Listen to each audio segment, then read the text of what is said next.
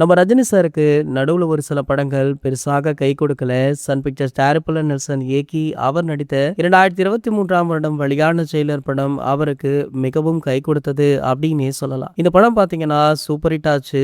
650 கோடிகளுக்கு மேல வசூலுமே பண்ணுச்சு. படத்துல மோகன்லால், சிவராஜ்குமார் ஆகியோரை அழைத்து வந்து ஒரு சிறப்பு வேடத்துல நடிக்க வச்சிருந்தாங்க. இதன் காரணமாக ஜெயிலர் பாத்தீங்கன்னா கேரளா மற்றும் கர்நாடகா ஆகிய மாநிலங்களிலுமே நல்ல வசூலை கொடுத்தது. இதனடுத்து இந்த படத்துடைய 2ஆம் பாகத்தை உருவாக்க முடிவு பண்ணாங்க. அதன்படி கடந்த பல மாதங்களாகவே ஜெயிலர் 2 படத்துடைய ஷூட்டிங் தொடர்ந்து சென்னை உள்ளிட்ட பல இடங்கள்ல நடந்துட்டு இருக்கு. தற்போது இந்த ஷூட்டிங் முடிவுக்குமே வந்திருக்கா. இதனடுத்து படக்குழு கேக் வெட்டி கொண்டாடி இருக்காங்க.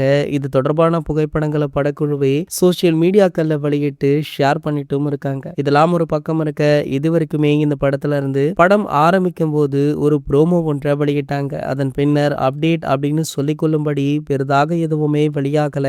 இந்த நிலையில தற்போது இந்த படத்துடைய ட்ரெய்லர் வெளியாக இருக்கா. இதற்கான அறிவிப்பு ஒரு ப்ரோமோ வடிவில் நாளை மாலை வெளியாக உள்ளதாக சொல்லப்படுது. ட்ரெய்லருக்காகவும் வெளியாக போற இந்த ப்ரோமோவுக்காகவுமே உங்களை யாரெல்லாம் ஆவலுடன் காத்துட்டு இருக்கீங்க அப்படின்றத கீழே உள்ள கமெண்ட் செக்ஷன்ல கமெண்ட் பண்ணிட்டு நம்மளுடைய சேனலை மறக்காம சப்ஸ்கிரைப் பண்ணிக்கோங்க.